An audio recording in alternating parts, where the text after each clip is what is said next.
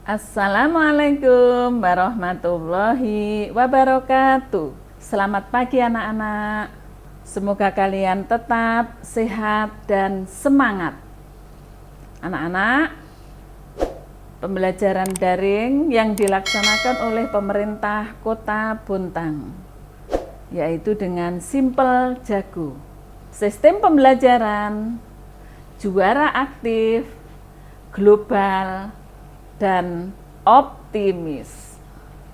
Anak-anak, kalian harus tetap menjaga protokol kesehatan, yaitu menggunakan masker, cuci tangan, menjaga jarak. Oke anak-anak, sebelum kita mulai pembelajaran, marilah kita bersama-sama membaca doa, yaitu diawali dengan bacaan basmalah. Bismillahirrohmanirrohim. Oke, pembelajaran hari ini yaitu bahasa Indonesia. Kelas 6, tema 5, subtema 1, yaitu tentang formulir. Anak-anak, perhatikan tayangan gambar berikut ini. PPDP.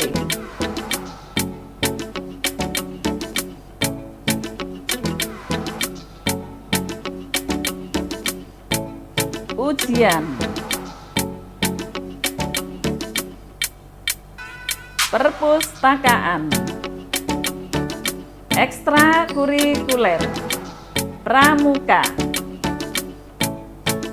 Mencari kerja. Kantor pos. Bank BRI. Oke. Sekarang materinya adalah formulir. Dari gambar-gambar tersebut, ini nanti akan saya jelaskan apa sih yang dinamakan formulir. Nah, sekarang tujuan pembelajaran terlebih dahulu. 1. Tujuan pembelajarannya adalah dengan membaca teks dan berdiskusi, siswa mampu mengidentifikasi berbagai jenis teks formulir. Contohnya ekskul, lomba, dan lain-lain sebagainya. Yang nomor 2, dengan membaca teks dan berdiskusi, siswa mampu menyajikan hasil pengamatan tentang berbagai jenis teks formulir. Apa pengertian dari formulir? Yaitu kertas yang berisi tentang pertanyaan-pertanyaan yang harus diisi dengan tujuan tertentu. Nah, dari gambar yang saya tampilkan tadi, disinilah kalian nanti akan memahami dari yang sudah kalian lihat gambarnya. Oke, sekarang dari yang saya tampilkan tadi itu ada beberapa gambar menunjukkan jenis-jenis formulir. Nah, sekarang ada 5 formulir. Jenisnya ya, ada 5 formulir, yaitu 1. Formulir pendaftaran. Yang tadi sudah saya sebutkan di dalam gambar, yaitu gambar apa anak-anak? Yaitu PPDP. Nah, tentunya pasti menuliskan formulir. Sekarang yang kedua, formulir ujian. Nah, tadi tampilan gambarnya apa? Mengerjakan ujian. Kalian nanti kalau sudah kelas 6, pasti mengisi data diri, yaitu saat ujian. Yang nomor 3, formulir kartu anggota. Misalkan kalian tadi melihat gambar dari menjadi anggota pramuka. Berikutnya, daftar riwayat hidup. Yang keempat ya, nah, kalian kalau sudah tamat pendidikanmu, dari SD, SMP, SLTA, perguruan tinggi, tentunya kalian butuh pekerjaan. Nah, untuk mengisi daftar riwayat hidup, kalau kalian mencari pekerjaan, mengisilah daftar formulir yaitu tentang riwayat hidup. Kemudian yang nomor 5, wesel pos. Tadi sudah saya tampilkan gambar kantor pos. Ada juga gambar bank. Kalian bisa ke bank, bisa ke kantor pos. Dari 5 jenis ini nanti akan saya jelaskan berikutnya, yaitu manfaat formulir. Apa manfaatnya formulir? 1. Merekam data kita untuk kebutuhan lembaga yang kita tuju. Kemudian yang nomor 2, mengurangi kesalahpahaman antar kita dengan lembaga yang kita tuju. Supaya tidak salah nama-nama kalian, lembaga kalian yang ada di lembaga tertentu. Oke, nomor 3. Sebagai bentuk tanggung jawab atau kesungguhan kita untuk berhubungan dengan lembaga tertentu. Kalau kalian sudah mengisi formulir, memasukkan ke dalam lembaga, berarti kalian harus bertanggung jawab dengan data diri yang sudah dimasukkan dalam lembaga. Oke, sekarang yang keempat, sebagai media informasi antar pendaftar dan lembaga. Misalkan kalian sudah diterima di suatu perusahaan, suatu saat ada yang butuh, lembaga tersebut akan melihat data diri kalian yang ada di daftar formulir tersebut. Oke anak-anak, berikutnya petunjuk pengisian formulir. Nah, petunjuk pengisiannya 1. Tulislah dengan menggunakan ballpoint tinta warna hitam. Mengapa tidak warna merah? Nah, kalau warna hitam harus karena lebih jelas. Kalau warna merah tidak sopan digunakan dalam penulisan formulir, juga tidak terang. Oke, yang nomor 2. Isilah formulir menggunakan nama lengkap. Tidak boleh menggunakan nama panggilan. Misalkan namanya Muhammad Armanto, kamu tulis Ahmad, padahal nama Ahmad itu banyak.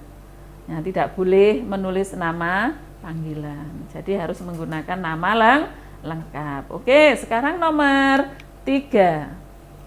Menggunakan huruf kapital. Apa sih gunanya huruf kapital? Biar penulisannya lebih jelas. Beda dengan penulisan huruf tegak bersambung. Jadi kalau huruf kapital itu lebih jelas dan untuk membedakan antar huruf satu dengan yang lain itu berbeda. Oke, untuk yang nomor 4. Tulislah alamat rumah secara lengkap dengan mencantumkan kode pos. Misalkan kalian ada di jalan mana saat menulis pengisian. Itu alamatnya juga harus lengkap, nama jalannya, nama kotanya, terus kode pos. Nah, setiap jalan itu pemerintah sudah membuat kode pos. Oke, berikutnya nomor 5. Tulislah alamat sekolah secara lengkap dengan menggunakan kode pos. Jika ada, tapi tentunya pasti ada. Kalau sudah ada alamat, sudah disediakan kode pos. Yang terakhir yaitu yang ke-6, tanda tangan disertai dengan nama lengkap. Tidak boleh ya tanda tangan sembarangan atau cap jempol, tidak boleh. Sekarang tidak musim lagi, tidak ada orang buta huruf, sudah pinter semua menuliskan tanda tangan dan nama lengkap. Oke, berikutnya contoh contoh formulir. Nah, contoh nomor 1. Formulir pendaftaran. Di dalam formulir ini ada beberapa bagian. Nah, ada 4 bagian. 1, judul. Nah, judulnya apa? Formulir pendaftaran Lomba Cerdas Cermat ASEAN, ini yang namanya judul. Sekarang yang nomor 2, identitas diri. Nah, perlukah kita mempunyai identitas? Ya perlu, setiap orang mempunyai identitas masing-masing. Nah, sekarang yang ketiga, bagian formulir yang ketiga, yaitu jenis lomba yang diikuti. Kalian mengikuti lomba apa? Nah, berikutnya yang keempat, tanda tangan dan nama terang. Dari 4 bagian ini, nah sekarang kita mulai cara penulisan identitas diri. Nama lengkap. Siapa nama lengkapnya? Tidak boleh menggunakan nama panggilan. Umur. Tidak boleh berbohong ya. Misalkan umurnya 12 tahun ditulis 10 tahun, tidak boleh. Nah, berikutnya kelas. Sekarang kalian berada di kelas berapa? Kelas 6 misalkan. Misalkan saat menulis itu sudah di SLTP, kelas 9, boleh. Berikutnya, alamat. Alamat harus jelas. Kota. Berada di mana? Kota Bontang, Samarinda, Balikpapan, dan seterusnya. Berikutnya kode pos. Nah, kode pos ini sudah ada, sudah dituliskan oleh pemerintah, setiap kota itu sudah ada kode posnya masing-masing. Berikutnya, nomor telepon kalian pasti ingat. Kemudian nama sekolah. Kalian sekolah ada di mana? Di SD 04, 05, 01, misalkan di SD IT Yabis. Nah, tergantung sekolahnya berada di mana. Berikutnya alamat sekolah. Kalau sekolahnya di Yabis, itu berada di Jalan Brigjen Katamso. Kalau sekolahnya di SD 04, ya dilihat jalannya apa di sana. Misalkan Jalan Balikpapan, boleh. Kalau sekolahnya di Tanjung Laut, ya dilihat itu apa jalannya. Nah, berikutnya telepon sekolah. Terakhir, kartu pelajar. Jika kalian punya, tulis kartu pelajarnya. Jika tidak punya, ya tidak usah ditulis, dikosongi. Oke, sekarang jenis lomba yang akan diikuti tadi ya, berarti itu ada bagian yang ketiga, yaitu jenis lomba yang diikuti. Contohnya cerdas cermat. Misalkan tidak cerdas cermat yang lain, boleh. Ya, tergantung bentuk formulirnya apa. Yang terakhir, nama terang, tanda tangan dan nama terang, yaitu nama terang si penulis formulir tersebut. Oke anak-anak, sekarang contoh yang kedua, yaitu formulir ujian. Ini ada 2 formulir ujian, saya tampilkan 2. Yang satu peserta ujian. Tentunya kalian kalau mau ujian nasional nanti, kalian harus menuliskan data dirinya. Ya, nama, nomor, alamat, kemudian sekolah, itu harus jelas, tidak boleh dipalsukan.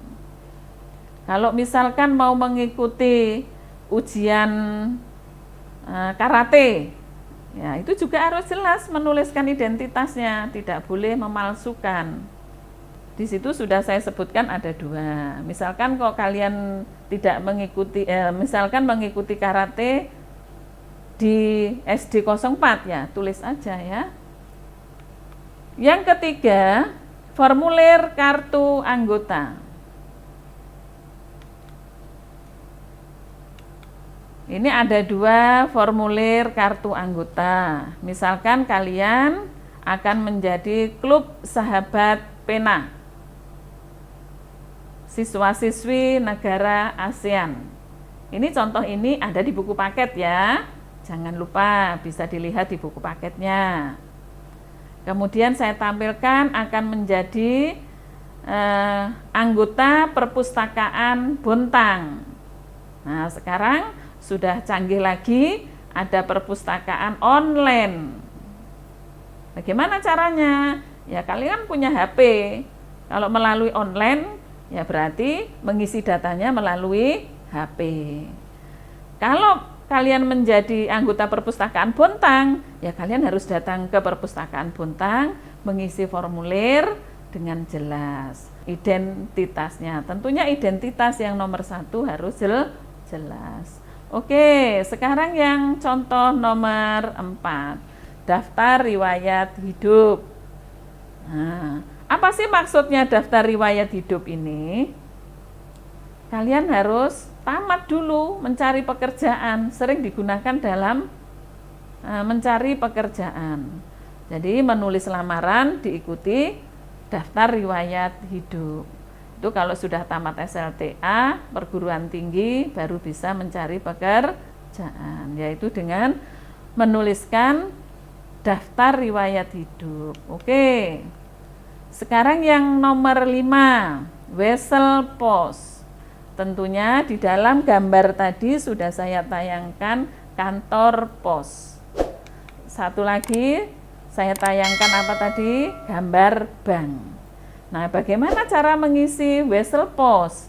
Misalkan di dalam wesel pos kalian mau mengirim uang melalui wesel pos, ya, apa yang perlu diisikan? Yaitu 1, jumlah uangnya. Kamu mengirim uang berapa? 100.000. Jangan salah menulis nolnya, ditambah lagi jadi 100 juta. Nah, jadi itu harus benar penulisannya. Berikutnya, yang nomor 2, tanggal pengiriman. Nah, saat itu kalian mau mengirim tanggal berapa? Harus jelas. Yang nomor 3, alamat yang mengirim. Nah, kalian tadi menulis tanggal, kemudian alamatmu dituliskan, dikirim ke ibu siapa ini, siapa yang mengirim, siapa yang dikirim, nanti harus jelas. Ini yang nomor 4. Nah, ditujukan kepada siapa uang tadi. Sekarang yang nomor 5, uang digunakan untuk apa, atau beritanya.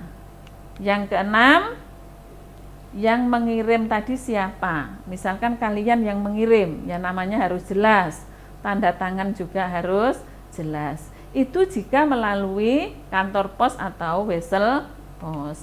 Nah, sekarang saya beri contoh lagi, kalau mengirim uang melalui digital.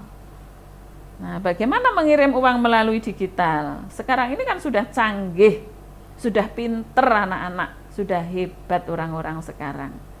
Sekarang mengirim uang bisa melalui Brizi, GoPay, dan banyak lagi jenis-jenis uang digital cara mengirimnya. Ini salah satu contoh dari formulir slip setoran uang ke bank.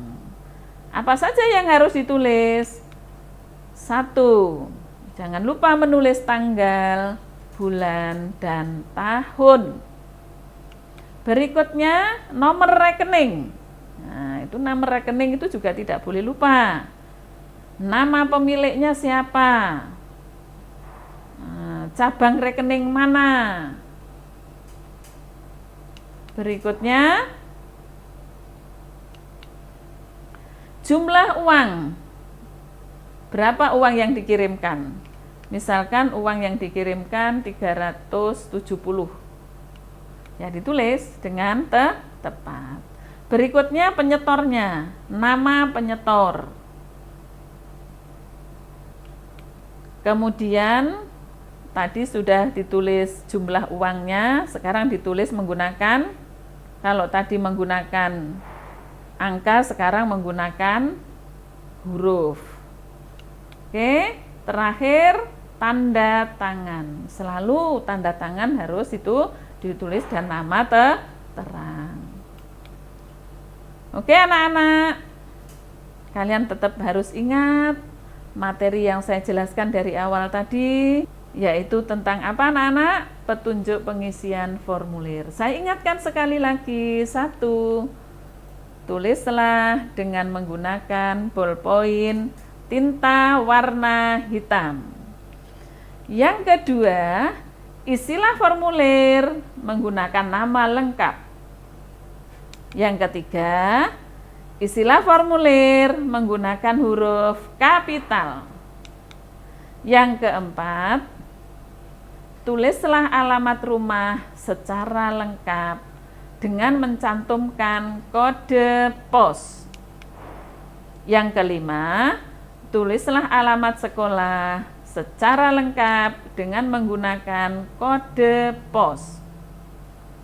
Yang terakhir, tanda tangan disertai dengan nama lengkap. Bagaimana anak-anak? Agar lebih jelas, kalian dapat berlatih mengisi formulir halaman 29 dengan membaca terlebih dahulu petunjuknya yang ada di halaman 28. Anak-anak, ada di buku paket yang diberikan oleh pemerintah, ya. Saya ingatkan sekali lagi, halaman 29 dan halaman 28 ada di buku paket tema 5. Nih, kalau kalian pengen tahu halamannya, perintahnya,